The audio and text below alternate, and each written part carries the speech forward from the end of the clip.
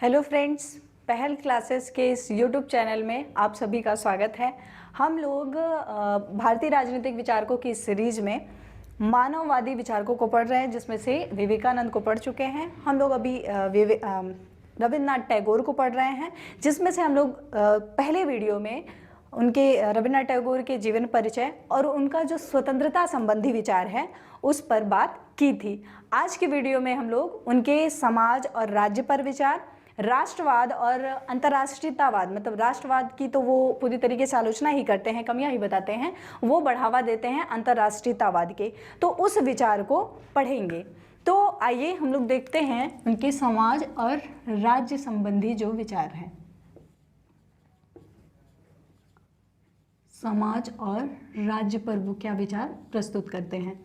तो रविन्द्रनाथ टैगोर की हम लोग अगर बात करें तो वो समाज और राज्य में डिफरेंस बताते हैं। कहते हैं कि जो समाज है वो मतलब कहते हैं कि सामाजिक और प्राकृतिक संगठन है, जबकि राज्य को वो कहते हैं कि एक कृत्रिम संगठन है।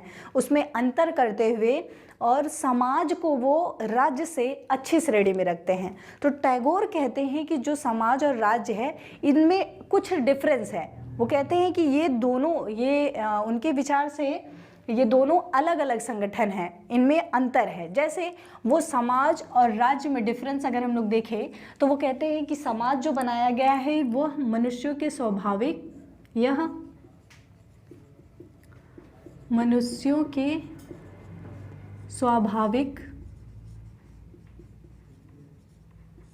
मनुष्यों के लिए बनाया गया एक स्वाभाविक और मुख्य संगठन बताते हैं। मनुष्यों की श्रेणी में मुख्य संगठन है।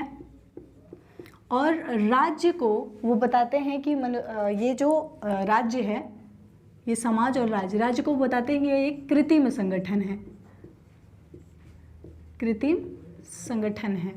तो स्वाभाविक और अच्छा मुख्य संगठन बताते हैं वो समाज को, और कहते हैं कि इसमें जो ये समाज है इसमें व्यक्तियों के बीच परस्पर सहयोग और सद्भावना की प्रवृत्ति पाई जाती है। सहयोग और सद्भावना की, मनुष्यों के जो लोग हैं उनके बीच सहयोग और सद्भावना की प्रवृत्ति पाई जाती है। जबकि वो राज्य के लिए बताते हैं कि राज्य एक शक्ति प्राप्त करने का, शक्ति की लालसा जो जिन व्यक्तियों में तो उनको प्राप्त करने का, शक्ति को मूर्त रूप देने का एक संगठन है। तो वो आगे बताते हैं, कहते हैं कि अगर हम इस प्रकार का डिफरेंस बताएं, फिर उसके बाद वो कहते हैं कि जो प्राचीन भारत रहा है, हमारे प्राचीन भारत में जीवन का जो सामाजिक और राजनीतिक क्षेत्र था वो एक दूसरे से अलग था। वो कहते हैं कि इस देश के जनसाधारण को पहले राजनीति वाला जो क्षेत्र था उससे अलग रखा गया था।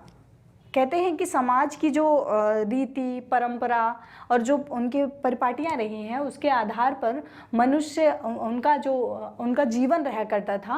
उनके जीवन पर नियमित करते थे, कौन? समाज ही करता था। और राज्य की गतिविधियों के प्रति साधारण जनता से कुछ लेना देना नहीं था। इसलिए अगर राजनीतिक सत्ता या प्रभुसत्ता में कोई भी उतार चढ़ाव या परिवर्तन होता था तो उससे जो साधारण जनता थी उस पर बहुत ज़्यादा फर्क या प्रभाव नहीं पड़ता था। इस बात को वो अपनी उनका जो बुक है स्वदेशी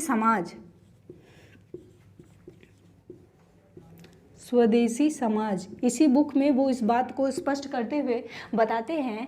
कहते हैं कि हमारे देश में राजा अधिकतर स्वतंत्र रहा करता था। वह नागरिक के जो दायित्व थे उससे उसका बोझ जो था, नागरिक दायित्वों का बोझ साधारण जनता के कंधों पर हुआ करता था। और वहीं पर राजा को देखा जाए तो राजा युद्ध करने के लिए, शिकार करने के लिए और इसी में अपना ज़्यादा टाइम व्यतीत करता था। वह अपना समय, अधिकतम समय राज्य की समस्याओं को सुलझाने में लगाए या भोग विलास की जीवन में व्यतीत करे। इसके लिए वो केवल और केवल धर्म के प्रति उत्तरदायी था, जनता के प्रति उत्तरदायी नहीं। और यही जो कार्य था, जनता के प्रति जो कल्याण का काम था वो समाज के माध्यम से किया जा रहा था।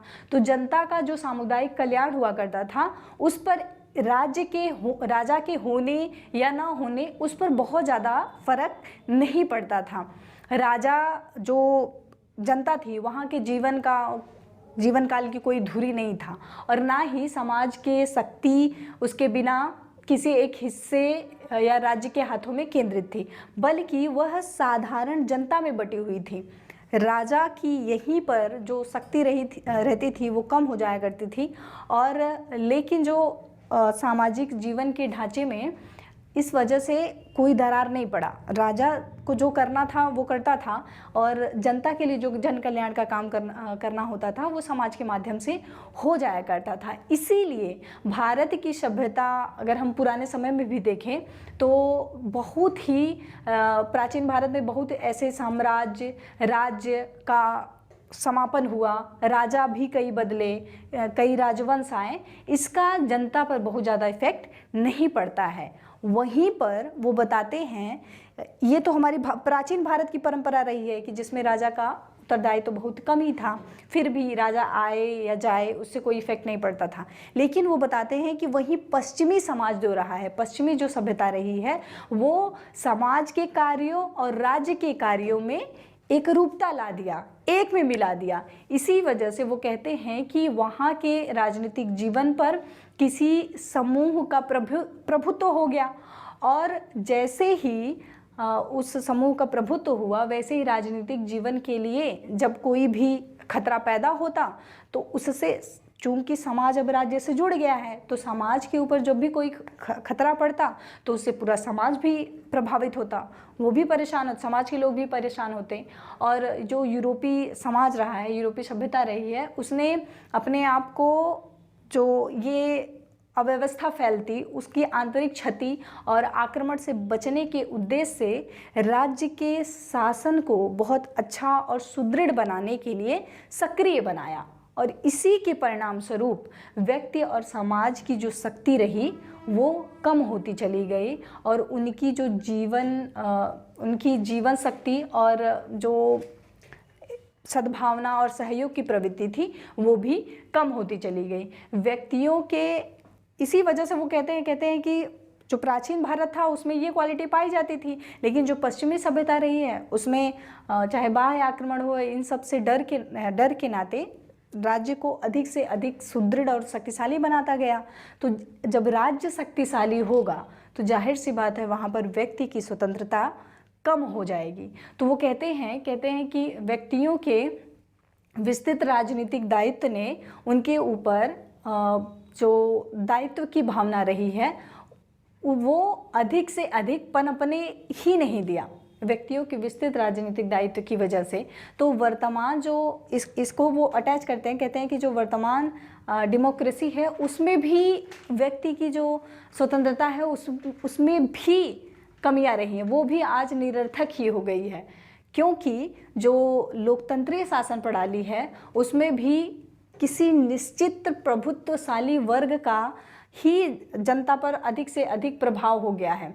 और जब ऐसे समाज में, मतलब आगे वो कहते हैं कि पश्चिम के लोग कहते हैं कि लोकतंत्रीय शासन प्रणाली में व्यक्ति की स्वतंत्रता है, लेकिन वो बताते हैं कि ये उनकी गलत फहमी है, वे स्वतंत्र और संप्रभु नहीं बन पाए हैं, क्योंकि अभी इस टाइम की वर्तमान समय की प्रचार की कला या आधुनिक जो टेक्नोलॉजी विकसित हुई है, इसके कारण जिनसे जनसाधारण के नज़र से देखा जाए तो विचार अभिव्यक्ति की स्वतंत्रता निकृष्ट हो गई है, निरर्थक हो गई है।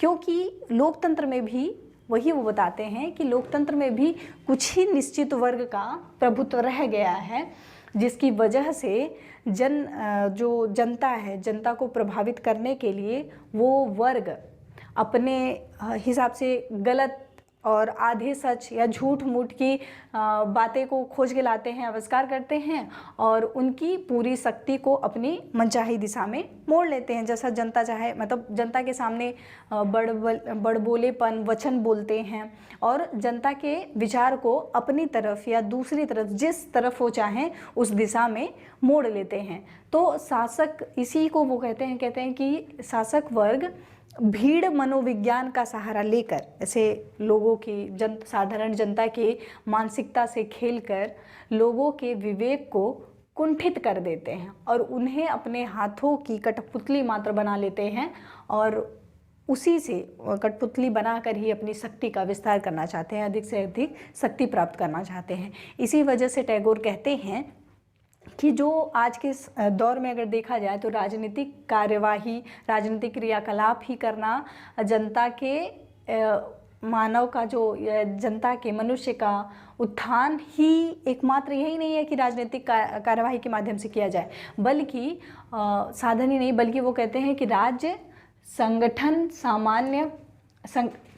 सामान्य और उसको बनाने के लिए संगठित सामान्य और इच्छा की, मतलब वो कहते हैं कि जो राज्य है वही केवल जनता के इच्छा की अभिव्यक्ति का एक माध्यम नहीं रह गया है, बल्कि उसके लिए वो कहते हैं कि मतलब समूह समाज को आगे बढ़कर आना है, राज्य पर ही निर्भर नहीं रहना है। राज्य को वो कहते हैं कि वही अधिक से अधिक शक्ति प्राप्त करने के लिए बना है, जबकि समाज में सहयोग और सद्भावना की प्रवृत्ति पाई जाती है। तो इस वजह से वो कहते हैं कि सामाजिक रूप से समाज को के जो सृजनात्मक विचार हैं उसको आगे लाना चाहिए। वो राज्य के जो ये स्वरूप रहा है, राज्य के माध्यम से जो इच्छा पूर्ति का साधन रहा है, उसको पूरी तरीके से नकारते हैं। और यहाँ तक वो ये भी नहीं कहते हैं, जैसे अराजकतावादी और मार्क्सवादी राज्य को समाप्त करने की बात करते हैं कि राज्य का विलोप हो जाए। अराजकतावादी भी कहते हैं समाप्त हो जाना चाहिए, मार्क्सवादी भी कहते हैं कुछ टाइम बाद ख़त्म हो जाना चाहिए, बल्कि ये इन सब चीज़ों का समर्थन न करके कहते हैं कि जो राज्य का जो अधिक से अधिक शक्ति का विस्तार हो रहा है, शक्ति प्राप्त करने, राज्य का जो प्रभाव है और उसके जो कार्य करने की जो प्रवृत्ति रही है, उसकी शक्ति में कटौती की ये बात करते हैं। और कहते हैं राज्य की जब शक्ति में कमी होगी तो वो आगे बताते हैं, कहते हैं कि जो समाज है, राज्य की शक्ति जब कटेगी तो यानी कि राज्य के अंदर जो केंद्रीकरण की शक्ति है उसको कम करेंगे और वहीं पर वो बल देते हैं कि शक्ति का बिखराव होना चाहिए, शक्ति का फैलाव होना चाहिए, यानी कि शक्ति के विकेंद्रीकरण की वो बात करते हैं। और कहते हैं कि जब विकेंद्रीकरण होगा तो इसका मतलब है कि प्रत्येक व्यक्ति, प्रत्येक समाज के लोगों का उसमें जो सृजनात्मक गतिविधि है उसमें वो हिस्सा ले सकेंगे। जब वो हिस्सा लेंगे, सृजनात्मक गतिविधियों में हिस्सा लेंगे, तो इसके परिणाम स्वरूप क्या होगा, गतिविधियों में जब साधारण जनता का पार्टिसिपेशन होगा और तब किसी एक निश्चित वर्ग का प्रभुत्व स्थापित नहीं हो पाएगा पूरे समाज में, और जब पूरे समाज में उन लोगों का नियंत्रण या प्रभुत्व स्थापित नहीं हो पाएगा तो उससे क्या होगा, साधारण जनता का सृजनात्मक विकास हो पाएगा। यहीं पर वो अगर हम लोग टी.एच. ग्रीन पश्चिमी विचारक हैं, उसका ये समर्थन करते हुए उसके विचारों से मेल इनका भी विचार खाता है, ये कहते हैं कि राज्य का कार्य लोगों के लिए ऐसी शक्ति या ऐसी क्षमता का निर्माण करना है जिससे वे अपने नैतिक जीवन में, उनके नैतिक जीवन में जितनी भी बाधाएं आ रही हैं उसको दूर कर सके। इस आधार पर देखा जाए, इस लक्ष्य की प्राप्ति के लिए टैगोर यहीं पर बल दिए हैं और कहते हैं कि जो भारतीय गांव प्रणाली है, भारत में जो गांव है, भारत में जो गांव है, ग्राम है, उसमें वो प्रत्यक्ष लोकतंत्र की बात किए हैं, प्रत्यक्ष लोकतंत्र का समर्थन करते हैं, यानी कि वही शक्ति का विकेंद्रीकरण की बात करते हैं। और कहते हैं कि जब गांवों में प्रत्यक्ष लोकतंत्र स्थापित होगा, उसकी स्थापना होगी, तभी वो कहते हैं कि लोकतंत्र भी सार्थक हो सकता है।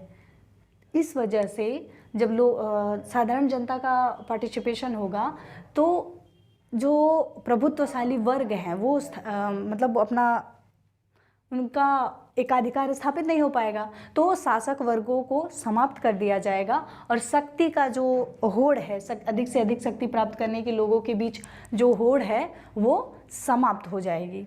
तो अब यहीं पर वो आगे बताते हैं, कहते हैं कि ठीक है, ये प्रवृत्ति को लोकतंत्र में अपनाना चाहिए, साधारण जनता को लाना चाहिए, तो उससे सृजनात्मक शक्ति का विकास होगा।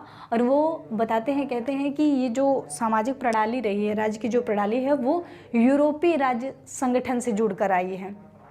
वो यहीं पर पश्चिमी सभ्यता को जोड़ते हुए कहते हैं कि यूरोपीय राज्य संगठन और वहाँ की जो भौतिक विलासिता वाली या भौतिकवादी जो सभ्यता है, वो कहते हैं कि भारत के लिए पूरी तरीके से अनुपयुक्त है, उसके विचारों को नहीं अपनाना चाहिए।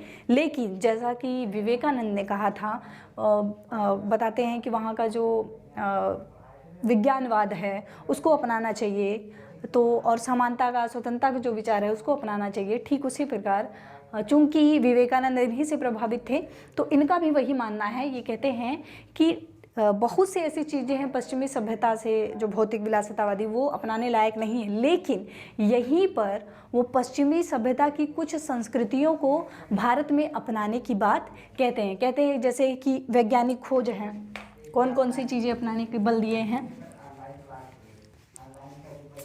वैज्ञानिक जो खोज है,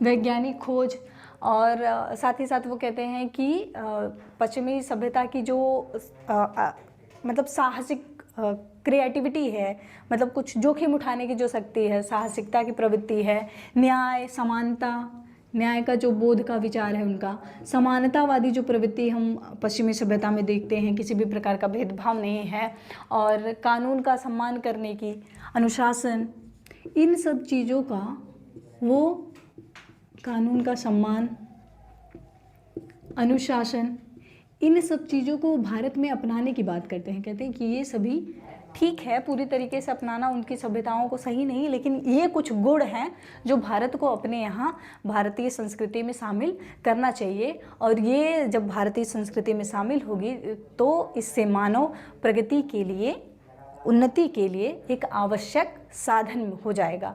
और यहीं पर साथ ही साथ वो कहते हैं कि जो पश्चिम की कला, साहित्य और बौद्धिकता, ये सब चीज़ें जो हैं वो बहुत ही सराहनीय है, और उनको भारत में सम्मान मिलना चाहिए। भारत में सम्मान, पश्चिमी सभ्यता के इन कलाओं का, इन बौद्धिकता, साहित्य को सम्मान मिलना चाहिए।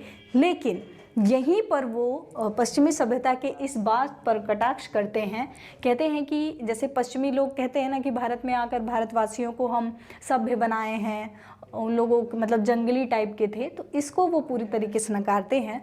और कहते हैं कि जो वो लोग दावा करते हैं कि एशिया और अफ्रीका के लोगों को अराजकता और अव्यवस्था से मुक्ति दिलाकर हम लोगों ने यहाँ पर शांति और व्यवस्था स्थापित किया है, वो पूरी तरीके से गलत है। जबकि वो कहते हैं कि इसके पीछे उनका कुछ अलग ही विचार था, अलग ही उनका हित छुपा हुआ था। कहते हैं कि जबकि सच्चाई यह है कि उन्होंने अपनी शक्ति को बढ़ाने के लिए, मतलब पश्चिमी सभ्यता ने अपनी शक्ति को बढ़ाने के लिए और भौतिक लाभ की, भौतिक मतलब धन अर्जित करने के लिए, चूँकि हम जानते हैं कि पश्चिमी लोग भारत में व्यापार करने के ही उद्देश्य से आए थे, धन कमाने के ही उद्देश्य से आए थे, तो भौतिक लाभ की लालसा से यहाँ अपने उपनिवेशवाद के जाल को फैलाया, और जिससे इन देशों को मुक्ति, उपनिवेशवादी जो देश हैं जिन पर इन लोगों ने उपनिवेश, उनको मुक्त कराना होगा विदेशी, जिसके लिए हमें क्या करना है, विदेशी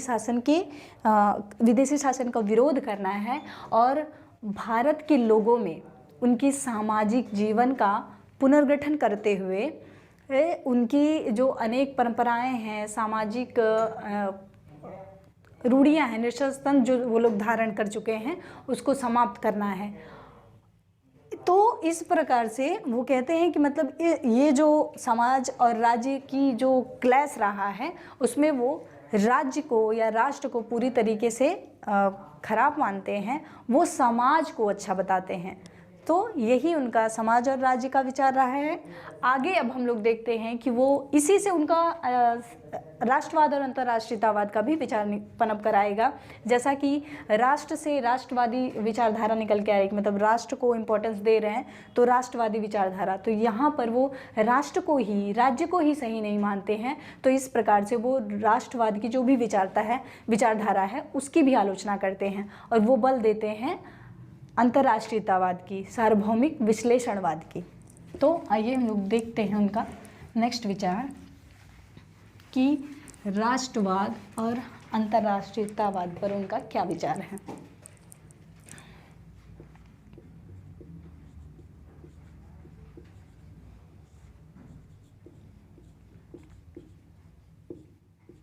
राष्ट्रवाद और अंतर्राष्ट्रीयतावाद।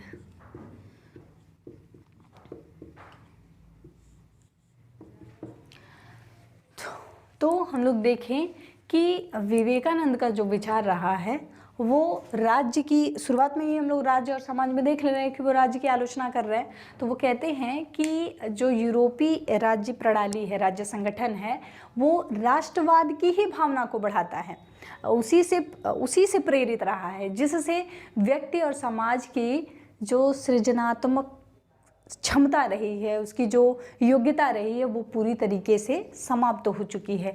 इसलिए इसी आधार पर, चूंकि हम जानते हैं कि जब राज्य की शक्ति को बढ़ाने का प्रयास किया गया यूरोपीय सभ्यता में, तो जब राज्य की शक्ति बढ़ेगी तो व्यक्ति की स्वतंत्रता का समापन होगा, कमी होगी। तो इसी आधार पर वो राष्ट्रवाद को अच्छा नहीं बताते हैं। और चूंकि ये हैं मानववादी विचारक, तो मानववादी होने के नाते ही वो संस्थाओं और संगठनों को सहन नहीं करते हैं अगर वो व्यक्ति के स्वतंत्रता को कम करते हैं, दमन करते हैं, तो वो इन संगठनों, इन संस्थाओं को स्वीकार नहीं करते। वो कहते हैं कि जो भारतीय राष्ट्रवाद है, जिस प्रकार का हम आंदोलन के दौरान जो हमारी राष्ट्रवादी विचारधारा आई है, और वो पूरी तरीके से वो निकल के कहाँ से आई है, पश्चिमी राष्ट्रवाद से ही निकल कर आई है। इसी वजह से राष्ट्रवाद का जो विचार रहा है ये पूरी तरीके से गलत है, इसका वो समर्थन नहीं करते हैं। वो कहते हैं कि जो समाज और राष्ट्र है उसकी उत्पत्ति और उसके कार्यों में डिफरेंस है, अंतर है, चूँकि हम लोग पहले ही देख चुके हैं। तो वो कहते हैं कि जो समाज है वो समाज व्यक्ति की, मनुष्य की प्रकृति की, व्यक्ति की प्रकृति की स्वाभाविक और अभिव्यक्ति है, वह व्यक्तियों के बीच की सद्भावना और सहयोग पर आधारित है, मनुष्यों के संबंधों के समायोजन पर आधारित है। यह किसी एक के स्वार्थ पर नहीं, बल्कि यह अपने आप में ही साध्य है, ये किसी अन्य का साध्य नहीं है। तो वहाँ वो राष्ट्र को वही, वो जैसे कि समाज को इस प्रकार से अच्छा बताते हैं, और वहीं वो राष्ट्र को कहते हैं कि यह मनुष्यों के द्वारा बनाया गया है, कृत्रिम उपकरण है। तो राष्ट्र भी किसके समान हो गया? राज्य के ही समान हो गया, उसी से मिलता जुलता है। इसी वजह से वो कहते हैं कि राष्ट्र राज्य का ही परिष्कृत रूप है। जब किसी देश की पूरी जनता, पूरी जनसंख्या, शक्ति, उनकी संपदा और इन सब की जो प्राप्ति के लिए वो अपने आप को और सजग और सुनियोजित रूप से संगठित करने लगते हैं, उनको शक्ति चाहिए, धन एकत्रित करना है, जी, ये अपने आप को एकत्रित करने लगते हैं, तो वहीं पर राष्ट्र का स्वरूप आ जाता है, मतलब वही राज्य बन जाता है जब अधिक से अधिक शक्ति की लालसा होने लगती है। इस बात को वो आगे अपने बुक क्रिएटिव यूनिटी, जिसको सृजनात्मक एकता, अपनी पुस्तक क्रिएटिव यूनिटी, उसी में बताते हुए आगे कहते हैं कि जो विभिन्न राष्ट्र, जितने भी राष्ट्र हैं, अलग अलग राष्ट्र, विभिन्न राष्ट्र शक्ति के संगठन हैं।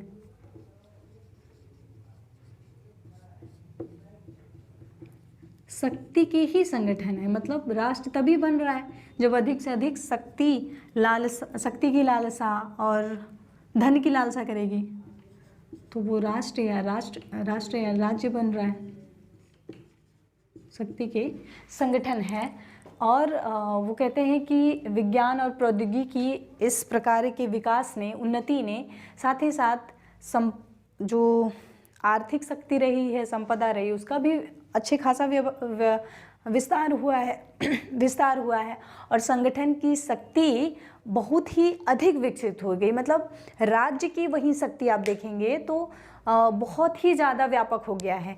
और इसी प्रवृत्ति ने जो आधुनिक युग समाज रहा है, विशेष रूप से यूरोप में हम लोग देखें तो वहाँ पे राष्ट्रों की ही उन्नति हुई है, अधिक से अधिक राष्ट्र बने हैं और उन सभी राष्ट्रों की एकमात्र लालसा इच्छा रह गई है कि वो लोग अधिक से अधिक शक्ति प्राप्त करने के लिए अग्रसर हुए हैं।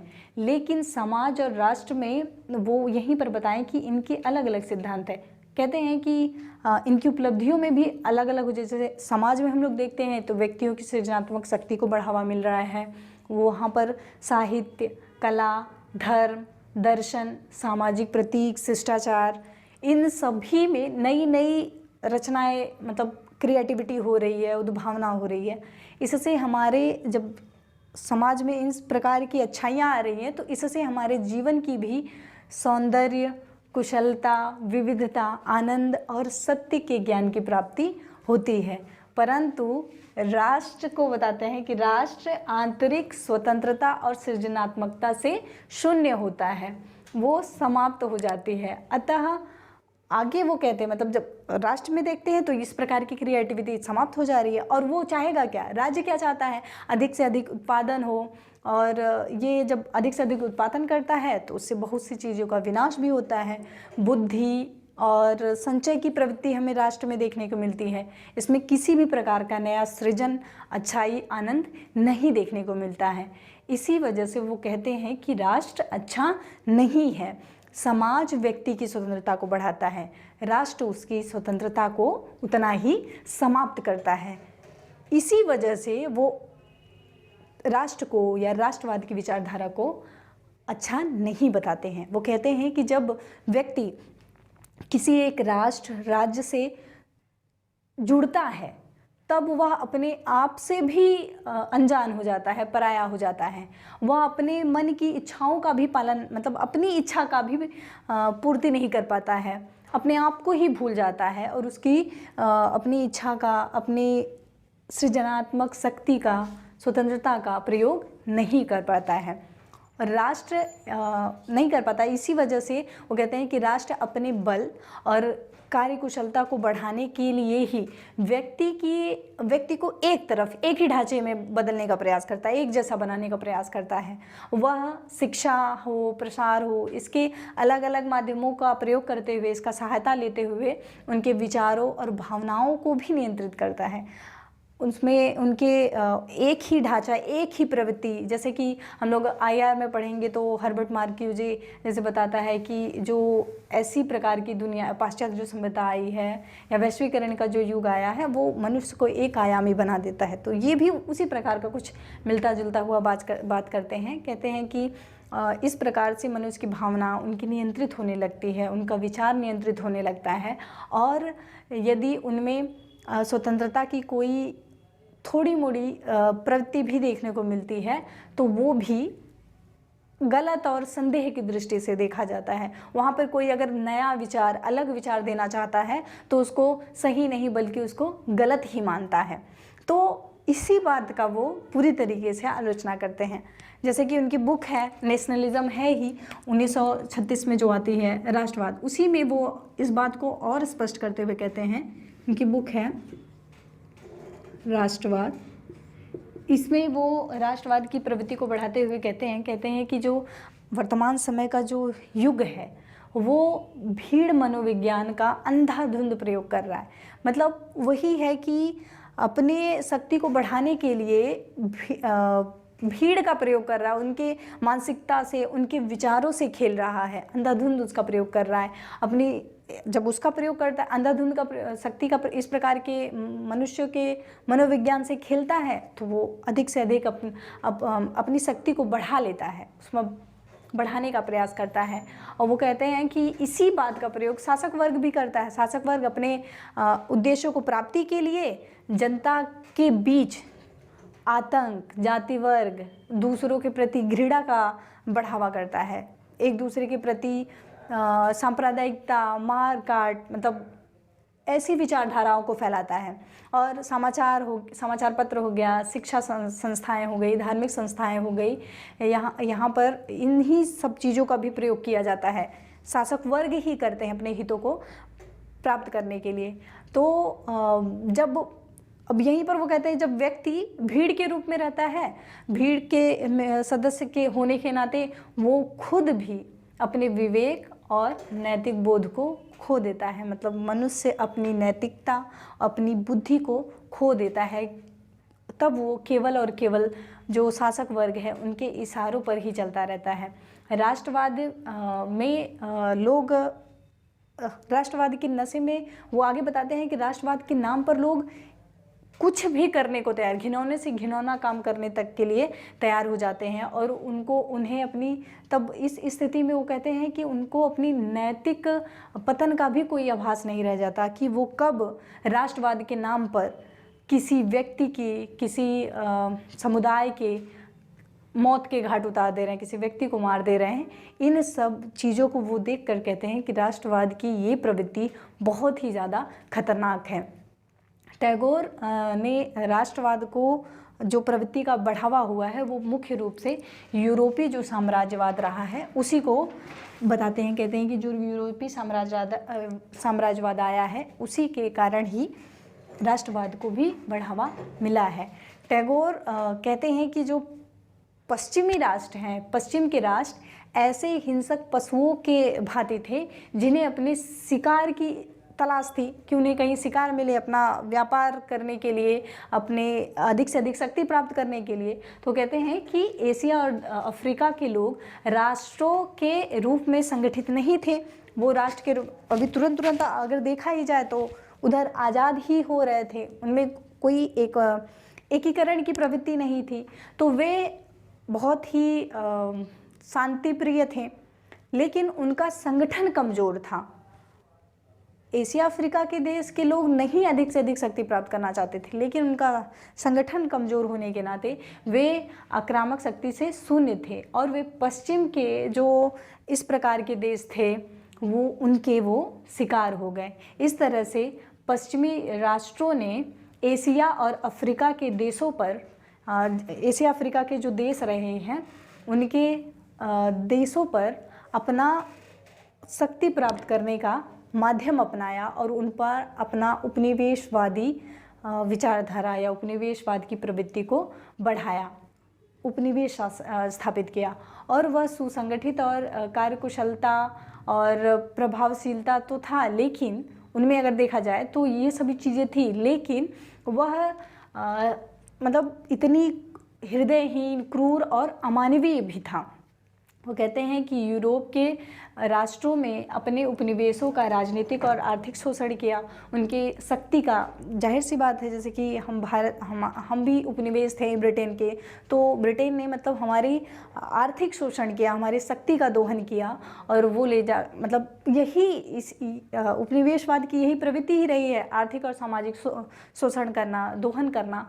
तो इससे क्या हुआ कि साथ ही साथ उनकी जो मतलब ऐसे राष्ट्रों की उन लोगों ने आर्थिक और सामाजिक शोषण तो किया ही, साथ ही साथ उनका जो मतलब उनकी आध्यात्मिक शक्ति रही है उसको भी समाप्त कर दिया। तो उसको भी जब ये लोग समाप्त किए तो उसके भविष्य, इससे ऐसे जो राष्ट्र रहे हैं उनका भविष्य ही अंधकारमय हो गया, और जिससे उनकी जो आध्यात्मिक सत्ता रही है वो भी समाप्त हुई। और वो आगे बताते हैं, कहते हैं कि पश्चिमी राष्ट्र एशिया और अफ्रीका के कमज़ोर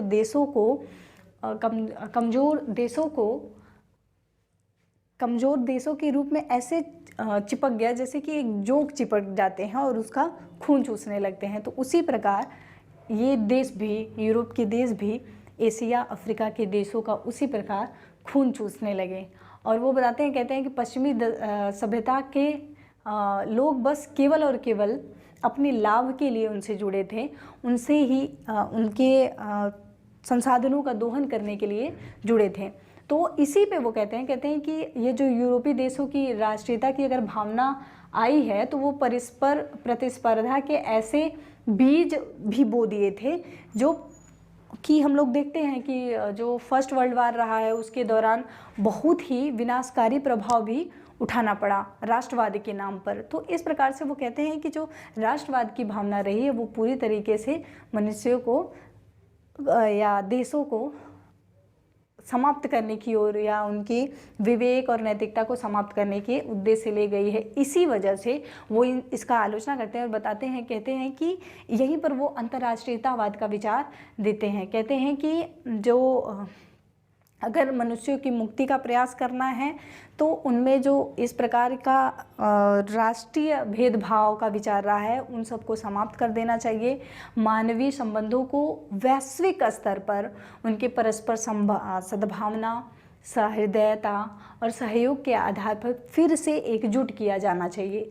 और यहीं पर उन्होंने कहा कि चूंकि थे वो मानवतावादी, तो यहीं पर वो अपने मानववादी भावना को भी, मानवीय भावना पर भी आधारित करके बताया कि आधारित करते हैं और बताते हैं कि अंतर्राष्ट्रीयतावाद के विकास का अगर प्रयोग किया जाए, मानवीय समर्थन किया जाए, तो वो वैश्विक स्तर पर उसका एक मनुष्य को न केवल किसी एक राष्ट्र से जोड़ कर देखा जाए, बल्कि मनुष्य के मानवतावादी विचार से जोड़ते हुए उसको अंतर्राष्ट्रीयता स्तर पर जोड़कर देखा जाना चाहिए। तो यहीं पर उन्होंने इसी विचार को जोड़ते हुए उनका यही विचार है संश्लेषणात्मक सार्वभौमवाद। अंतर्राष्ट्रीयतावाद की बात को वो अंतर्राष्ट्रीयतावाद को वो बताते हैं कि सार्वभौम